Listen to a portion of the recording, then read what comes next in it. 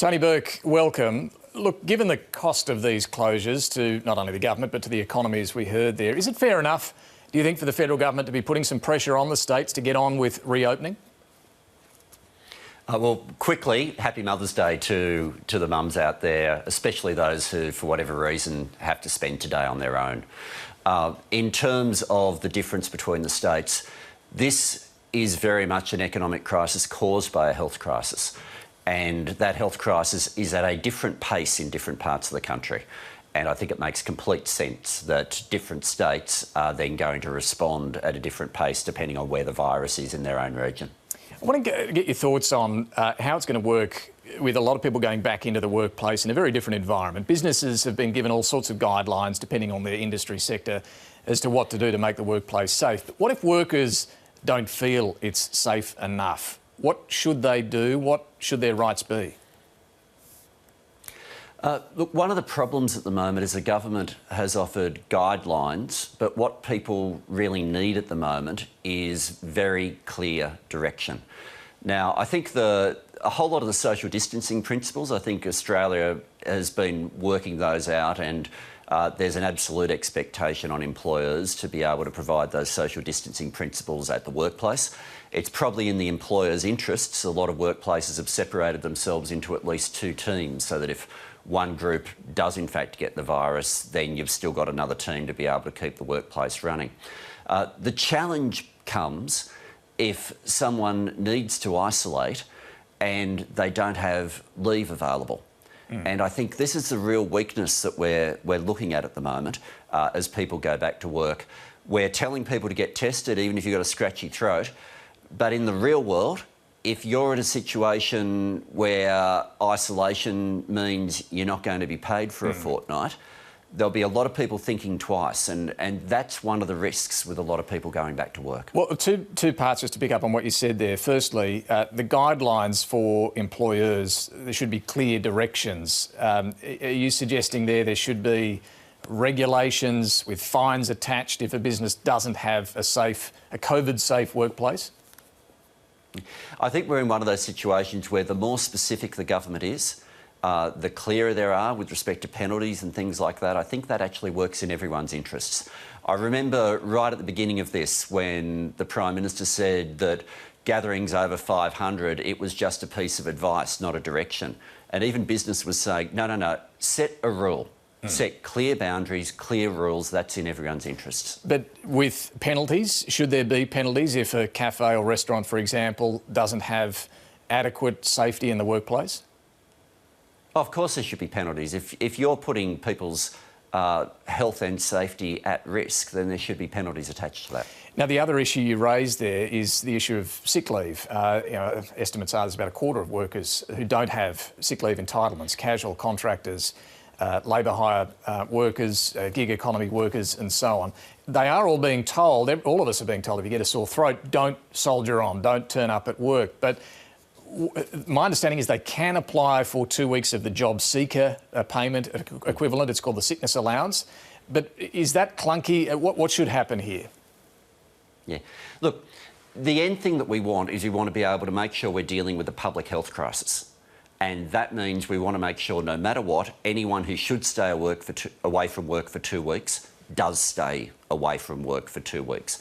Now, let's look at the government when they say JobSeeker's available. There are two problems with that. The first is it's not available for everybody. And, for example, if you're a worker who's not eligible, maybe because of visa status, maybe because of your age, then, it's not just whether or not we want that person to be paid. We actually don't want that person doing anything other than isolating. And if they're in a real-world situation of, well, I lose all my money, then I think we know what they'll do. The other thing is, even for the people who are eligible for JobSeeker, I'm not sure it passed the pub test to say, well, you can go down to Centrelink, you can register, you can wait for a long period, and then eventually you'll get reimbursed at that rate. If at the end point people aren't going to do that because they're thinking, look, I've only got a bit of a niggle in the throat, maybe I should go to work, it's not simply a sick leave issue. It's actually a public health issue. So what should happen? What should happen for them? Look, we don't really mind how the government decides whether it's a mixture of government payments and business payments or what process the government goes down. But they need to deal with this core issue. If we want everybody who feels that they have symptoms to be taking the isolation period, to be getting tested and then taking that period off work, even though they might feel well enough to go to work, if that's the end point that we want, then we can't put them in a situation where they're looking at having no bank balance for that period. Let's turn to the arts and entertainment sector specifically. You've been raising a lot of concerns about this, as have others. Amongst the hardest hit financially by this crisis, most workers in the arts don't have a single employer, therefore they're not eligible for the $1,500 a fortnight JobKeeper payment. They can get the $1,100 a fortnight JobSeeker payment. Are you saying they should receive JobKeeper, and how would you structure that? Oh, there's a few ways that you can do it. I mean, if you were going to design JobKeeper to exclude the arts and entertainment industry, this is how you do it. Because this is an area where people work gig to gig, event to event, festival to festival. And in that half-hour media conference, when the Prime Minister announced the very first shutdowns, groups of 100, groups of 500, people who had 6 months' worth of forward employment, in half an hour they watched half a year's work just disappear. Now, you could attach them to a future employer that they were contracted to. There's a few different ways that you would be able to do it. But the problem is, because a lot of them as well, for work that they've done months ago, will get small checks coming in, they potentially will be bounced on and off JobSeeker as well. And can I just say who we're talking about here? I mean, people often think about this sector as we're talking about, celebrities. We're talking about the road crew, the crew on the set. We're talking about the technical workers, and we're talking about the artists themselves, most of whom are not huge celebrities on massive money, and all of whom are people who are in the same situation as other Australians right now, of needing to pay their bills, needing to pay for where they live, needing to pay for their dependents, with no visible means of being able to do so. More broadly, on the JobKeeper and JobSeeker payments, they're legislated to run for 6 months, so they'll end in September on the current legislation. Is it Labor's view they should be continued beyond that? I don't see how the Prime Minister's concept of snapback is going to work. I just don't see how it does, David. And you look at the projections that Josh Frydenberg has already provided, it's a long time before we get to employment levels as they were. Now, unless you want people to suddenly be able to not pay their bills, unless you want people to suddenly vacating the premises where they live and handing back the keys to homes that they've mortgaged, then the government is going to have to look at extending this. Think of the alternative, and I don't think that's what we want Australia to look like in a few months' time. So to be clear, Labor does believe that it should continue beyond 6 months? I certainly don't believe the hard deadlines that are there right now are going to be able to continue. So there are some people who've missed out the whole way through where this needs to be extended right now, whether it be casuals, whether it be arts and entertainment. But there are other people in businesses that will not have got back, where this will be the difference, not only to whether they have a livelihood, but whether the business itself is able to afford to continue to exist. What about for those in work at the moment? Do you support the ACTU push for a $30 a week increase in the minimum wage? We've never put a dollar figure on minimum wage increases, but I'd say two things. One, we do need to have a pay rise for people, and we've had flatlining wages for a very long time, so there needs to be a reasonable pay rise. But the second thing is the normal argument about, pay versus what will it mean for businesses. Because the international barriers are still going to be up for some time, our economy will never be more reliant on domestic demand and people spending money than it will be on the other side of this crisis. And so the impact of having a decent pay rise for people is going to be essential to the economy. So while I don't put a dollar figure on it, to have a reasonable pay rise is going to be very important. But employers argue they simply cannot afford that scale of pay rise right now. The government says this as well. They believe it will cost jobs. It'll make it much, much harder to employ people. Yeah, I think it also depends on which employers you talk to.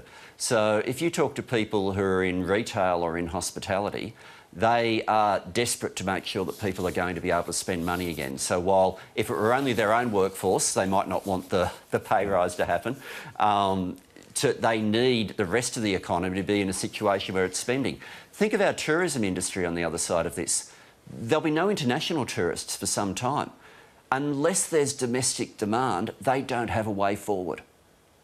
Can I turn to enterprise agreements? The government last month, amidst this crisis, in a move to, I guess, have a bit more flexibility, slashed the time period required to consult over changes to pay and conditions. It was 7 days. They made it just 24 hours, only for a 6-month window. We know you've got concerns about that. Parliament's back this week. Will you try in the Senate to overturn this government regulation? Yes, we'll be trying to disallow it. I hope procedurally we'll be able to get to that point this week in the Senate. There's a few Senate procedural issues that hinges on. But ultimately, this is a really dangerous change the government's made, and it flies in the face of the cooperation that the union movement has been showing the government during this period. If you think about it in real terms, an employer at the beginning of your shift can give you proposed changes to your enterprise agreement. At the end of your shift, you can send them off to whoever you go, whether it's your union or whoever, to try to get some advice. First thing the next day, you can have to vote in a show of hands with the employer there. And these aren't just changes. While you say, oh, look, it's only changes for 6 months. No. It's only 6 months where the voting period goes down to 1 day. But the changes that could be made can be permanent changes to your paying conditions. It's a massive overreach from the government. They shouldn't have done it, and I'm very hopeful that we'll get that knocked out in the Senate this week. More broadly, moving beyond this crisis, are you willing to look at more flexibility in the workplace, or is this a sign that you want to keep the current rules in place as they are? We've been arguing for a long time that we need to be able to get bargaining moving again. We've had situations like the Kmart agreement was a classic one, where you had massive support from the workforce. You had one particular commissioner knock the decision out. Eventually, full bench ruled it back in. Bargaining is much harder at the moment and taking much longer than it should.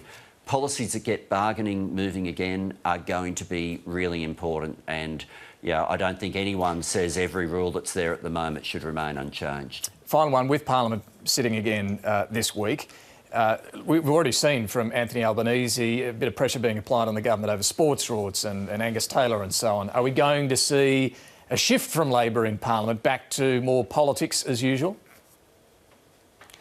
I think when the issues in front of us have been how to get through the pandemic, there's been an understandable moment of national unity.